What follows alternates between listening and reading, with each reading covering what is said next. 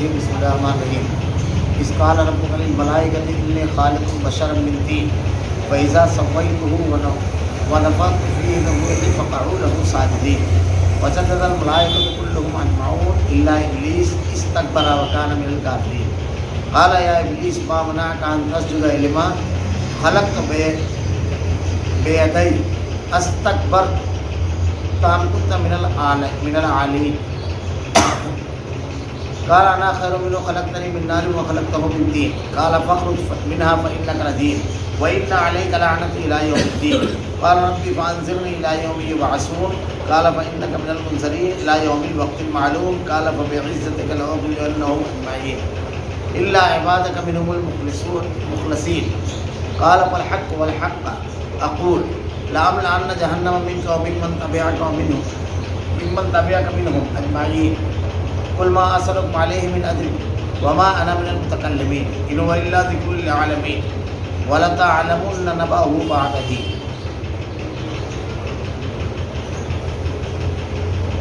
جب آپ کے رب نے فرشتوں سے ارشاد فرمایا کہ میں مٹی سے انسان کو پیدا کرنے والا ہوں، سو جب میں اسے ٹھیک ٹھاک کر دوں اور اس میں اپنی روح پھونک تو تم سب اس کے سامنے سجدے میں گر پڑنا۔ چنانچہ تمام فرشتوں نے سجدہ کیا مگر ابلیس نے نہ کیا، اس نے تکبر کیا اور وہ ہو گیا کافروں میں سے۔ اللہ نے فرمایا اے ابلیس، جو سجدہ کرنے سے جس چیز نے روکا جسے میں نے اپنے ہاتھوں سے پیدا کیا، کیا تو کچھ گھمنڈ میں آ گیا یا تو بڑے درجے والوں میں سے ہے؟ اس نے جواب دیا میں اس سے بہتر ہوں، تو نے مجھے آگ سے بنایا اور اسے مٹی سے بنایا۔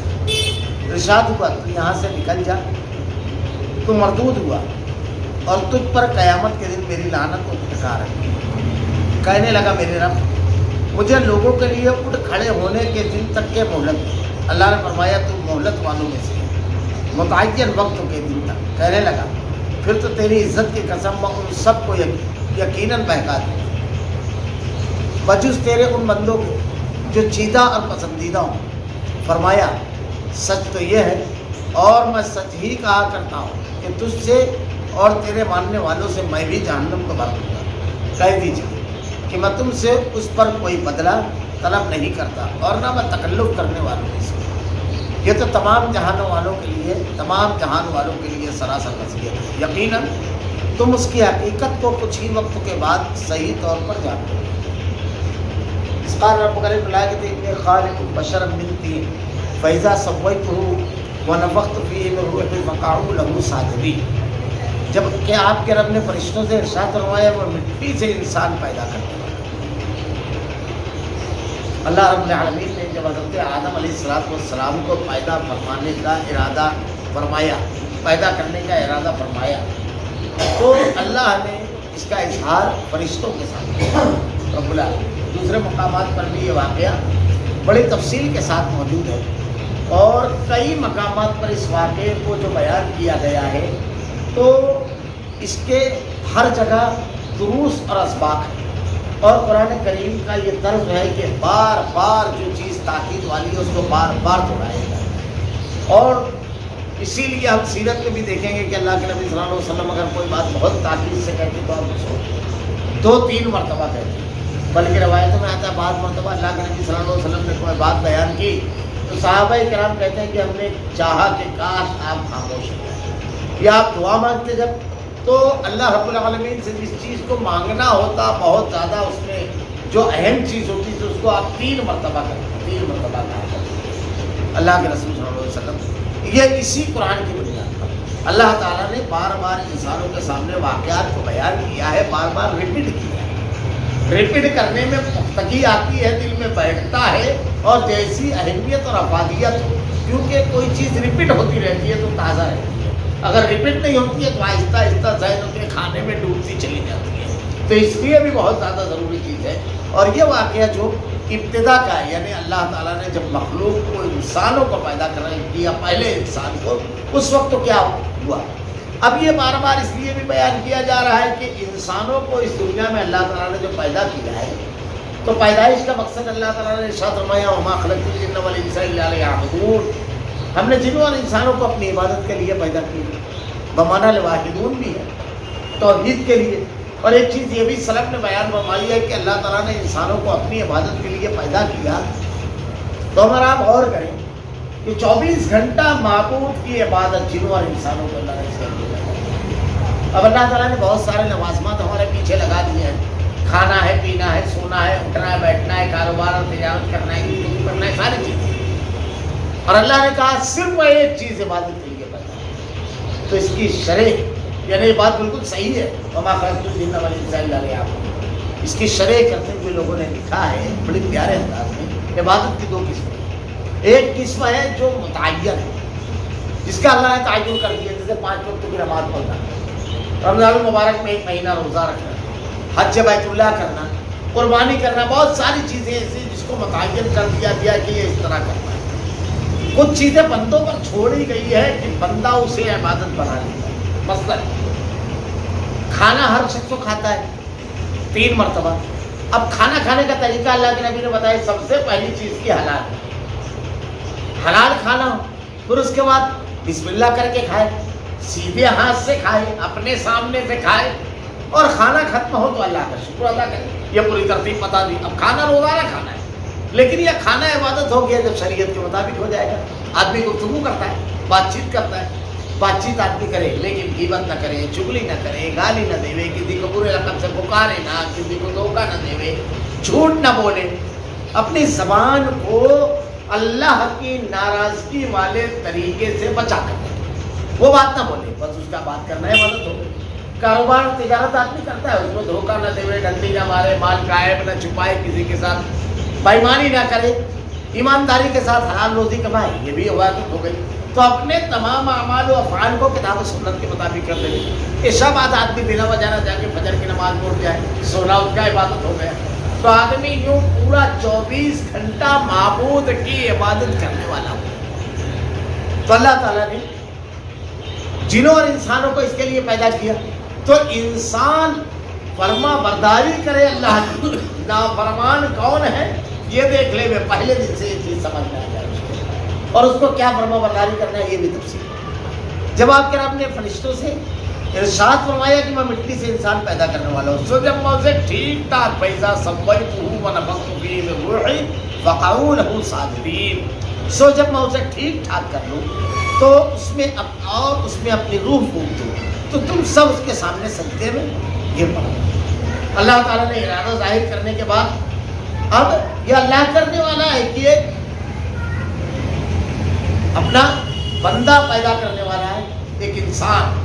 اب جب اللہ یہ کام کر دے گا رب العالمین، تو تم کو کیا کرنا ہے؟ فرشتوں کو مجھے تم کو سجدہ کرنا۔ اب فسجد الملائکۃ کلھم اجمعین، چنانچہ تمام فرشتوں نے سجدہ کیا۔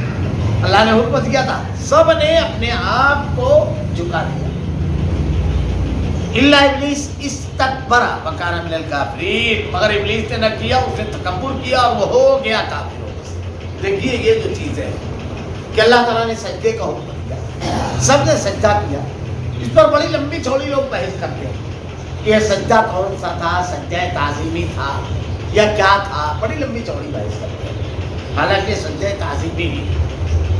اور پھر ایک اور تذکرہ آیا حضرت یوسف علیہ السلام کے واقعے میں، اللہ کے نبی صلی اللہ علیہ وسلم کا ایک روایت آدمی پڑھ لیتا ہے، تمام چیزیں بالکل صاف ہو جاتی ہیں۔ اس وقت جو اللہ تعالیٰ نے فرشتوں کو حکم دیا تھا، اس میں ابلیس بھی شامل تھا جس نے انکار کیا، وہ کیفیت کمیت وہ تمام چیزیں ہمارے سامنے نہیں ہیں۔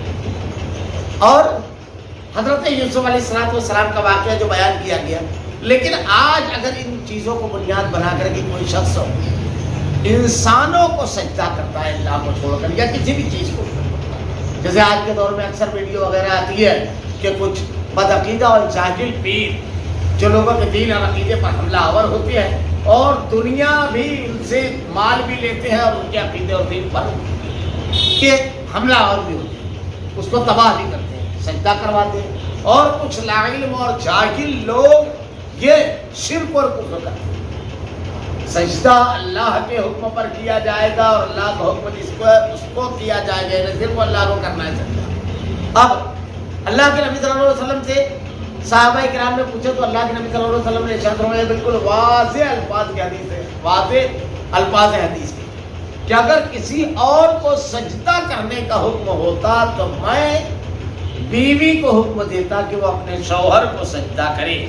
ये रिवायत जामे तिरमिजी में अल्लामा अलबानी इसको सही है, तिरमिजी की रिवायत। किसी और को अगर सजदा होता तो उसके अलावा किसी और को सजदे की इजाजत नहीं है।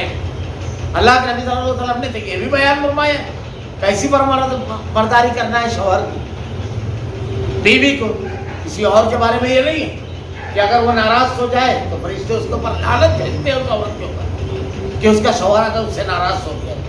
अल्लाह के नबी ने कहा जन्नती खातून वो है नमाज की पाबंदी करे, ईमान और अकीदे वाली रहे, रोज़ा रखे, अपनी इस्मत की हिफाजत करे, शौहर की फरमाबरदारी और खिदमत करे, जन्नत के जिस दरवाजे से चाहे दाखिल हो जाए। तो ये शौहर के साथ इस मामले को रखने पीर मुर्शद और तमाम लोगों के लिए हमें घमात आपको नहीं मिलेगी कि उसकी बात नहीं मानेगा तो चलो फरिश्ते उसके ऊपर लानत और बलानत करें, ये चीज़ नहीं मिलेगी आप। लेकिन शौहर और बीवी के बारे में जो हुक्म दिया यानी ये ऐसा रिश्ता है, अल्लाह ताला ने इसको ऐसा बनाया, पहला रिश्ता है इंसानों का सबसे पहला रिश्ता। हज़रत आदम अलैहिस्सलाम की पसली से अल्लाह ताला ने हज़रत हव्वा को पैदा किया, तो सजदा करने का हुक्म दिया। अब उसने सजदे से इनकार किया। एक होता है सजदे से इनकार करना और एक होता है सजदा उस मकाम पर करना जहां मना है। दोनों चीजें कुफ्र और शिर्क। एक तो सजदे से इनकार करना और दूसरा गैर जगह पर सजदा करना, दोनों चीजें बड़ी शैतान, मैं अक्सर कहा करता हूँ शैतान इंसान का बड़ा खतरनाक है। इसीलिए अल्लाह ने कुरान में इसको बहुत वाज़े तौर पर इरशाद फरमाया इन्नहु लकुम अदुव्वुम मुबीन, वो तुम्हारा खुला हुआ दुश्मन है। देखिए हमारे यहाँ बिल्कुल वो तलवार के दोनों धारे इस्तेमाल करता है, इस धारे से काम नहीं चला तो उस धारे से, लेकिन काटता जरूर है। उसकी पूरी आगे आ रही होगा कि जहन्नम में लेकर के जाए। जन्नत से हजरत आदम अलैहिस्सलाम और अम्मा हव्वा को झूठ बोलकर धोखा देकर निकलवाया दीन के नाम पर, और दुनिया में भी यही करा यह अकीदत दीन पीरी मुरीदी के नाम पर जो शिर्क करा बाजार कर्म है दीन ही के नाम पर है। अल्लाह ताला ने हज़रत आदम अलैहिस्सलाम के वाक़े को इसीलिए बार बार बयान किया। मैं कहा करता हूँ कि देखिए जन्नत में कोई ऐसी जगह नहीं थी बुराई, जैसे शराब जुआ ये तमाम चीज़ें नहीं थी जन्नत में, ज़िना ये तमाम चीज़ें नहीं थी। और ये तमाम चीज़ें ऐसी है कि आदमी देखता है समझ जाता है और कहता है देखो ये शैतान ने गुमराह कर दिया। अब उसने क्या किया, हजरत आदम और हव्वा को जो बहकाया, तो जुमले कुरान में अल्लाह ने नकल किए हैं। उनसे कहता है इल्ला अन तकूना मलकैन औ तकूना मिनल खालिदीन, कुछ नहीं होगा, ये दरख्त का फल खा लो हमेशा के लिए जन्नत और फरिश्ते हो जाओ। हालांकि जन्नती में थे, कहाँ थे, जन्नत में थे ना। और फरिश्तों से तो अल्लाह ने सजदा करवाया था, लेकिन धोखेबाज कैसा है देखो, जन्नत के नाम पे जन्नत से निकलवाया। मस्जिद मलाइक थे, फरिश्तों ने सजदा किया था और कहा कि वैसे हो जाओ। अल्लाह ने तो सजदा करवा दिया था। इतना बड़ा धोखेबाज है, अल्लाह के अलावा किसी और को सजदा करवाता है, मुश्किल कुशा और हाजत रवा बनवा करके, पीर बनवा करके, अपना सब कुछ बनवा करके करवाता है। वो दीन के नाम पर धोखा देता है। अल्लाह के नबी ने, किसी नबी ने, सहाबा ने कभी क्या जो करते हैं शिरकी अमाल, तो जन्नत के नाम पर जन्नत से निकलवाया। यहाँ दीन के नाम पर ही ये धोखाधड़ी चलेगी कि दीन के नाम पर है, दुनिया के नाम पर नहीं है। तमाम कारोबार जो चल रहा है शिरकों का, अल्लाह के अलावा किसी और को पूजना, किसी और को पुकारना, ये तमाम के तमाम अमाल और अफआल। तो अल्लाह ताला ने किस चीज़ को पेश किया, शैतान का वो वार जो जल्दी समझ में नहीं आता है, आदमी जहाँ चूक जाता है। यानी आदम के वाक़े को याद रखना। देखो जन्नत के नाम पर जन्नत से निकाला और फरिश्ता बनने के नाम पर गुनहगार शैतान वाला काम करवाया। नाफरमानी शैतान का काम है, तो नाम किसका दिया, फरिश्ते का। तो लेबल मत देखना, अमल क्या है ये देखना, अल्लाह का हुक्म उसके मुताबिक है या नहीं, नबी की तालीमात है या नहीं, ये देखना।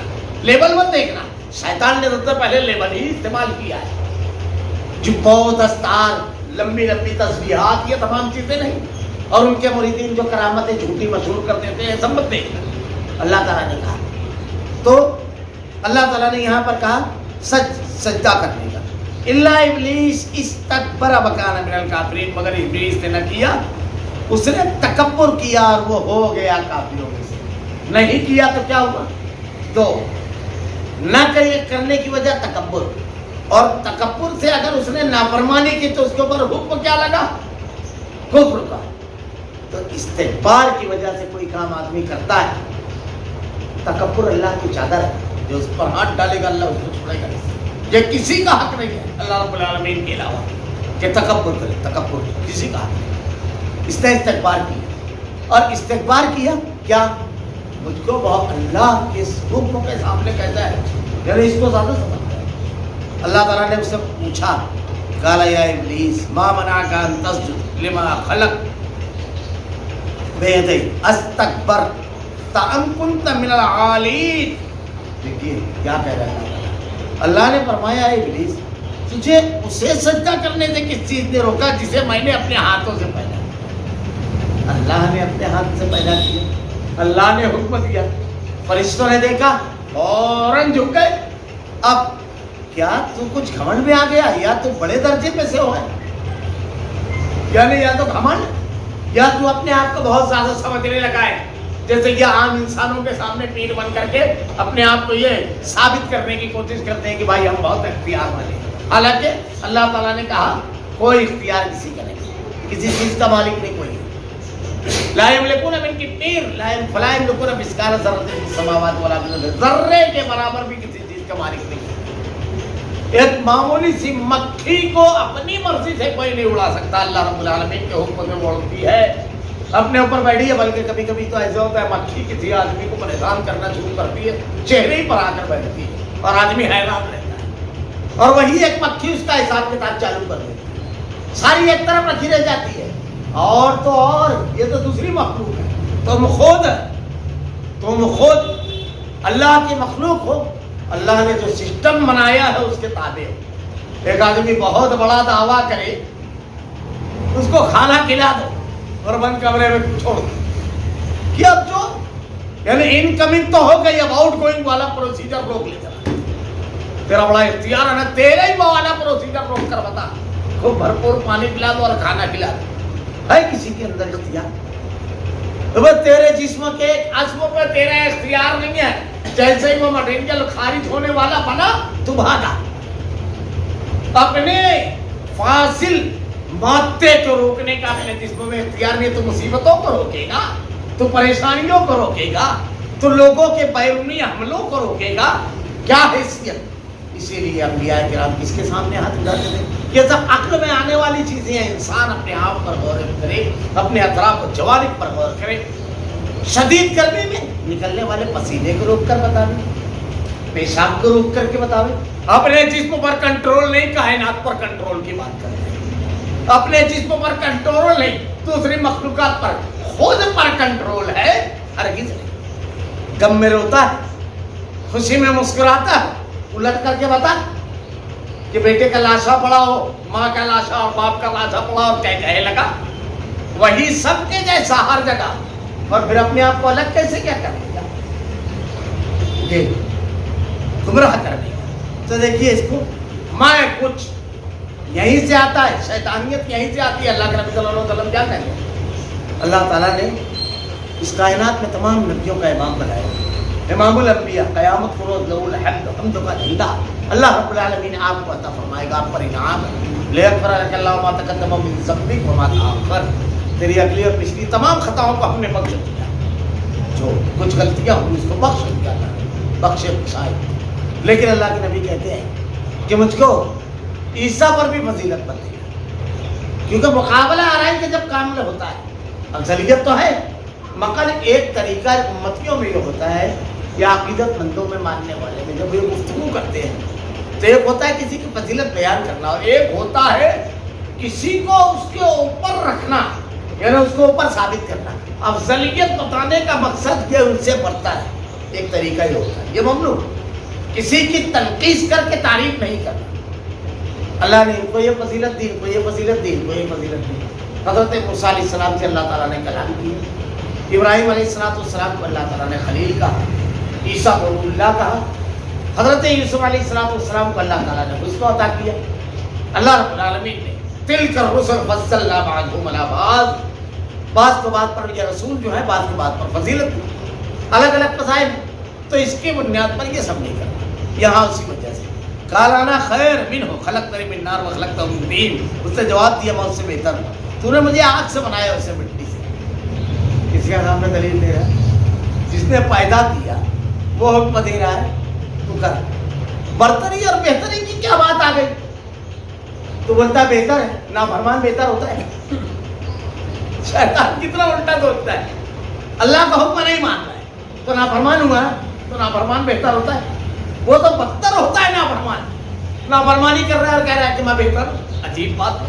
ارے بہتر تو وہ تھے جو جھک گئے رب کے حکم پر, وہ بہتر تھے. اور انہوں نے کہا بھی یہ گنہگار مجرم جو ہے اپنے جرم کو صرف یہ کہ گناہ کو بیماری کو بیماری مان کر علاج نہیں کرتا ہے, گناہ مان کر توبہ نہیں کرتا ہے, اس پر استکبار گھمنڈ اور اس کے دلیل دے رہا ہے. دوسری بات یہ کیا کہہ رہے ہیں, مجھے آگ سے بنایا اور اسے مٹی سے. جو آگ جو ہے ٹھیک ہے روشن ہوتی ہے, بلندی کی طرف جلتی ہے تو جاتی ہے, لیکن آگ ہر چیز کو ختم کر دیتی ہے, جل کر کے ختم. مٹی تو وہ ہے کہ جس میں تمام چیزیں پیدا ہوتی ہیں, پنپتی ہے. تو سوچئے تو اب ذلیت کس کی ہے؟ لوگوں کے لیے مفید کیا ہے, آگ یا مٹی؟ اور پھر تو اب ذلیت کی بات کر رہا ہے. آگے جملہ نہیں سنا تو نے کیا کہا اللہ نے؟ خلق تو بے آئے دئی, میں نے اپنے ہاتھوں سے جسے بنایا, اللہ نے اپنے ہاتھ سے بنایا. یہ معمولی فضیلت ہے اور تو اس پر بات کرنے بیٹھا ہے اور پھر ماتوں پر گفتگو کر رہا ہے. اور اللہ تعالیٰ نے سب کو کہا کہ سجدہ کرو, تجھ کو ہوا سجدہ, ہو گیا افضل. کون ہے افضل؟ یہ ساری چیزیں دکھ رہی ہیں, دلیلیں نہیں دکھتی. آنکھ بند ہو جاتی ہے جب آدمی مخالفت کرتا ہے, قرآن و حدیث نہیں دکھتا ہے. اب یہاں پر جتنے بھی ہمارے یہاں شرک اور بدعت ہوتے ہیں, اس کو ایک جملے میں صرف کہا جائے, ایک جملے میں بات سمجھ میں آ جائے, ایک جملے. قرآن و حدیث میں اس کی کوئی دلیل نہیں. ہمارے یہاں میت ہوتی ہے 10واں 20واں 40واں نہ جانے کیا ہے, اللہ کے نبی نے کیا نہیں, کوئی دلیل نہیں ہے اس کی. جتنی شرک ہے کسی چیز کی کوئی دلیل اللہ تعالیٰ نے قرآن میں نازل نہیں فرمائی, کسی بدعت کی کوئی دلیل حدیث میں نہیں ہے. ہمارے یہاں یہ جو تمام چیزیں رائج ہیں ایک جملے میں سوال کیا جائے, یہ حکم ہے شریعت کا نہیں, ختم ہو گئی بات. لیکن ایسا نہیں ہوتا ہے. اتنی بڑی بڑی شخصیت, اتنے ان کے ماننے والے, اور انہوں نے یہ کہا ویسے ہی ہو گیا تو ہو گیا. تو یہ دلیل ہے کہ اللہ کے حکم کو چھوڑ دیا جائے, نافرمانی کی جائے. نہ کوئی کافر بھی ایسے ہی کھڑا ہو جائے گا تو جیسے اب ہمارے یہاں بہت ساری کرامتیں لوگ بنا لیتے ہیں. سفر میں کبھی کبھی ایسا ہوتا ہے کہ رہو تو اگر ایک کرامت ادھر سے کوئی بولتا ہے تو سامنے والا دوسری کرامت پیش کرتا ہے اپنے اس کی. اب جیسے ہمارے یہاں ہندوستان کے اندر یہ کافی مقابلہ آرائی کا بھی دور تھا ایک, تو لوگوں نے خوب بنائی بھی ٹیبل. جیسے جب یہ سنا کہ جڑی بوٹی کی ضرورت پڑی تو پہاڑ لے کر کے چلا آیا, تو یہ بھی خاموش نہیں بیٹھے, آنا سا کر لے کر آ گئے لوگ. لو اب ہمارے پاس یہ حق کے لیے یہ تمام چیزیں قرآن و حدیث ہے. حقانیت کی دلیل کیا ہے؟ اللہ کے احکامات کی رضامندی. شخصیت کو نہیں, رب کے حکم کو ماننا ہے. اس نے اپنے آپ کو مانا, شخصیت پر استقبال کیا, اپنی ذات کو, یہ تمام چیزیں نہیں. ارشاد ہوا تو یہاں سے نکل جب مردود ہوا, قال فاخرج منها فإنك رجيم وإن عليك لعنتي إلى يوم الدين, اور تجھ پر قیامت کے دن تک میری لعنت پڑے گا. تو نافرمان ہے میرا. اللہ تعالیٰ نے حکم دیا نافرمانی کی, اس لیے نکل دربار سے, راندہ درگاہ ہو, اور تجھ پر لعنت ہے. اب کوئی اللہ کی نافرمانی کرتا ہے تو انعام یافتہ نہیں ہے. یہ چیز سمجھ لینا چاہیے. ہم اللہ کی نافرمانی بھی کر رہے ہیں, شیطان والا کام کر رہے ہیں, اور رحمان سے رحم کی امید. اللہ نے فیصلہ دیا یہاں پر, چاہے آپ کی صحبت اور آپ کا سلسلہ کہاں جا کر ملتا ہے یہ مت بتائیے. وہ تو فرشتوں میں جا کر کے مل گیا تھا جن ہونے کے باوجود, سلسلے مت بتائیے. اللہ کے نبی نے ارشاد فرمایا جس کا عمل آگے جائے گا, نسب یہی رہ جائے گا, نسب سے کچھ نہیں. ورنہ نوح علیہ السلام کا بیٹا, حضرت نوح علیہ السلام کی بیوی, ابراہیم کے باپ, اللہ کے نبی کے چچا, بڑے اونچے نسب اور خاندان کے تھے, کہاں جا کر ملتا تھا, لیکن کوئی فائدہ نہیں. فرما برداری اور نافرمانی ہے چیز ہے. قال ربی فانظرنی الی یوم یبعثون قال فانک من المنظرین الی یوم الوقت المعلوم. دیکھیے کہنے لگا میرے رب مجھے لوگوں کے اٹھ کھڑے ہونے کے دن تک مہلت دے۔ ابلیس کو بھی اتنا شعور تھا کہ مانگا کس سے جائے؟ فرشتوں سے افضل اپنے آپ کو، سارے انسانوں سے افضل۔ آپ تو انسانوں میں سے کسی کو ذرا سا نکال لیتے ہو کہ تھوڑا سا افضل، نبی سے بھی افضل نہیں ہے۔ جتنے بھی ولی ہیں کوئی ہے نبی سے افضل؟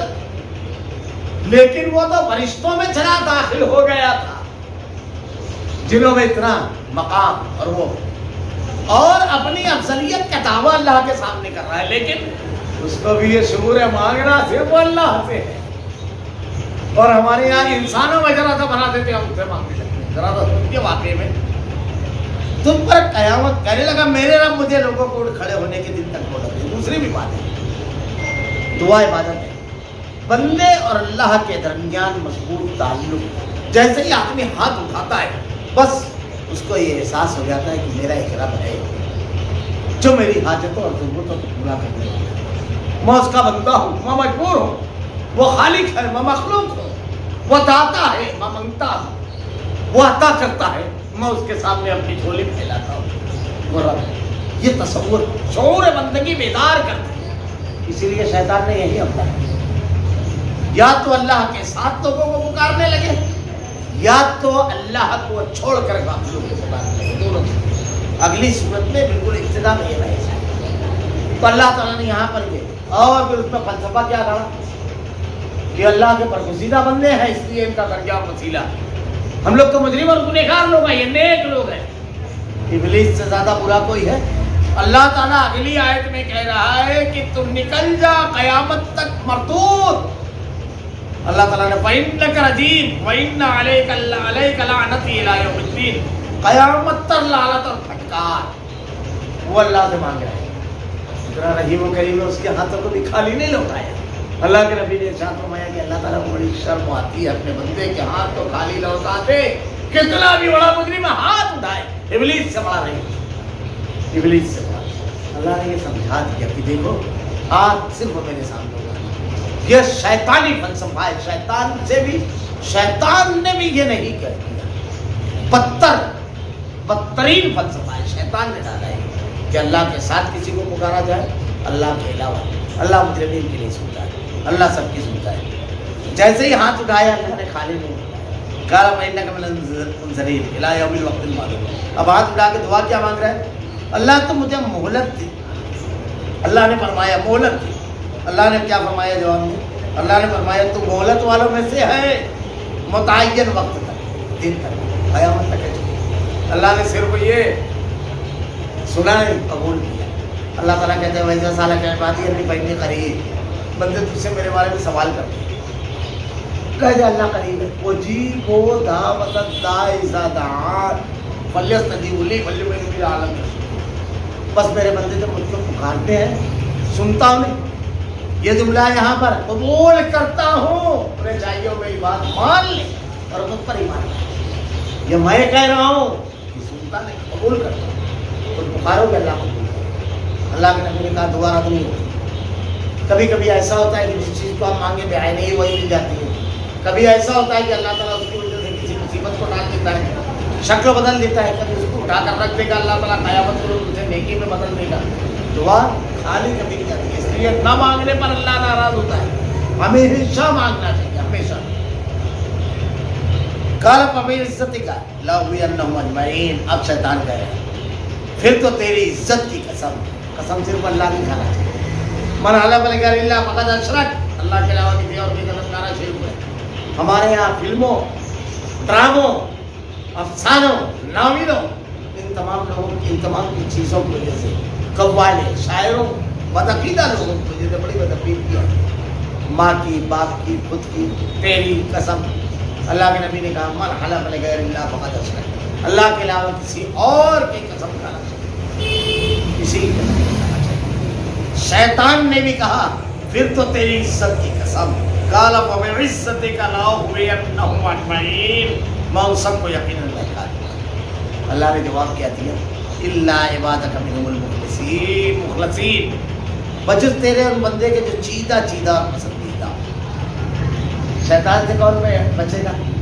اللہ کا چنا ہوا بندہ ہے، پسندیدہ ہے، بس اگر آدمی شیطان کے بہکانے سے بچ گیا تو سمجھ لیجیے کہ اللہ کے پسندیدہ بندوں میں سے اسی لیے اعوذ باللہ من الشیطان الرجیم، شیطان الرجیم سے پناہ مانگنے کے لیے کہا گیا ہے قل اعوذ برب الناس ملک الناس الہ الناس من شر الوسواس الخناس۔ اگر آپ کبھی تدبر کرو، اس سے پہلے والی سورت قل اعوذ برب الفلق کہہ دیجیے، فلک پھاڑنے والے، ہر چیز کے پھٹنے کے بعد اس کی پیدائش ہوتی ہے، دانا پھٹتا ہے تو کوپلیں نکلتی ہے، ہر چیز بیضا اٹھتا ہے تو پھر اس کے بعد انڈے میں سے بچہ نکلتا ہے، ہر چیز کا عمل ایسے ہی۔ اللہ تعالیٰ نے ارشاد فرمایا قل اعوذ برب الفلق من شر ما خلق، مخلوق کے شر سے پناہ مانگی، ایک صفت بیان کی ہے اللہ تعالیٰ کی، اور کتنی دعائیں، ومن شر غاسق اذا وقب ومن شر النفاثات فی العقد ومن شر حاسد اذا حسد، پھوک مارنے والی حسد سب سے پناہ۔ لیکن آخری صورت دیکھیے، یہ وسوسہ یہ اندر کی چیز ہے، باہر سے نہیں ہے، اللہ ہی سے وہ اس سے بچا سکتا ہے۔ تو کتنی صفتیں بیان کی، قل اعوذ برب الناس، انتہائی حسین صفت۔ اللہ آپ دیکھیے اللہ سے دعا مانگ رہے ہیں تو ربنا آتنا ربی اشرح لی ربی انی مسنی الضر وانت ارحم الراحمین ربی انی لما انزلت الی ربی اغفر لی ولوالدی ربنا هب لنا من ازواجنا رب هب لي من الانبیاء کرام۔ یہ صفت عظیم صفت، ساری صفتیں ایسی اللہ کی، لیکن یہ ربوبیت الحمدللہ رب العالمین، ساری تعریف ساری کائنات کے رب۔ تو یہاں قل اعوذ برب الناس ملک الناس، لوگوں الہ الناس، اللہ کی موید من شر الوسواس الخناس الذی یوسوس فی صدور الناس۔ کتنی صفتیں بیان کی گئی اور ایک یہ معمولی چیز نہیں۔ اللہ تعالیٰ نے یہاں بھی کہا وہ طاقت لگائے گا تو اللہ تعالیٰ سچ تو یہ ہے، میں سچ ہی کہا کرتا ہوں، اللہ نے کہا کہ تجھ سے اور تیرے ماننے والوں سے میں بھی جانتا ہوں۔ ایک راستہ شیطان کا، ایک رحمان کا، دعا میں، عبادت میں، معاملات میں، ہر چیز میں۔ اب آپ شیطان کے راستے میں ہو یا رحمان کے، آپ کو فیصلہ کرو۔ اللہ نے فیصلہ فرما دیا جو تیرے راستے پر رہے گا میں اسے جہنم پر دوں گا۔ قل ما اسألکم علیہ من اجر وما انا من المتکلفین، کہہ دیجئے کہ میں تم سے اس پر کوئی بدلہ طلب نہیں کرتا اور نہ تکلف کرنے والوں میں سے۔ اللہ کے نبی صلی اللہ علیہ وسلم کے پیغام اللہ کے پہنچا رہے ہیں معاوضے کے لیے، اور نہ آپ تکلف، آپ نے مہمان کے بارے میں کہا کہ بہت زیادہ تکلف نہیں کرنا چاہیے، اور تکلف زندگی جو ہوتی ہے اس میں تسلوں کی طرف آتی ہے، حقیقت پسندی کے ساتھ زندگی ہونا چاہیے۔ آپ تکلفات اور کنائے اور یہ تمام زبانیں نہیں استعمال کرتے، بالکل سادگی کے ساتھ دل میں اتر جانے والے صاف یہ چیز تھی۔ اللہ سے اللہ العالمین کے تو تمام جہانوں کے لیے والوں کے لیے سراسر نصیحت ہے قرآن، یہ نصیحت ہے۔ آپ کو نصیحت کی کتاب لینا ہے تو اس کی لے کر کے مت بیٹھو، یہ کان سے نہیں دل سے خطاب کرنے والی کتاب ہے۔ وَلَتَعْلَمُنَّ نَبَأَهُ بَعْدَ حِينٍ، یقیناً تم اس حقیقت کو کچھ ہی وقت کے بعد صحیح طور پر جان لو۔ کافر مومن مسلمان سب جان لیتے ہیں، کب؟ کچھ ہی وقتوں کے بعد۔ دو، ایک تو یہ جب جان نکلنے لگتی ہے سب جان لیتے ہیں، اور ایک تو قیامت کو روز جان لگے گی کہ سچائی کیا ہے، حقیقت کیا ہے، نصیحت کیا تھی، ماننا کس کو تھا، رحمان کا راستہ کیا تھا، شیطان کا راستہ کیا تھا۔ اللہ رب العالمین سے دعا ہے کہ رب العالمین اللہ بڑے ہی خطرناک حملے ہیں شیطان کی، لیکن اے رحیم و کریم رب تیرا یہ وعدہ سچا ہے کہ تو اپنے نیک بندوں کو اس سے محفوظ رکھے گا۔ اے اللہ ہمیں محفوظ رکھ رب العالمین، ہم پر رحم فرما رب العالمین، ہمیں ان رات کو بعد بندوں میں شامل کر دے رب العالمین، تو ہی بچانے والا ہے۔ اللہ جہنم کی ہولناک عذاب سے ہماری حفاظت فرما، جنت کی نعمتیں عطا فرما رب العالمین۔ اللہ تیرے کلام کی آیتیں اور تیرے نبی کی احادیث کو ہمارا کردار و عمل بنا دے، ہمارا خاتمہ ایمان پر فرما۔ ربنا لا تزغ قلوبنا بعد إذ هديتنا وهب لنا من لدنك رحمة إنك أنت الوهاب۔ سبحانك اللهم وبحمدك أشهد أن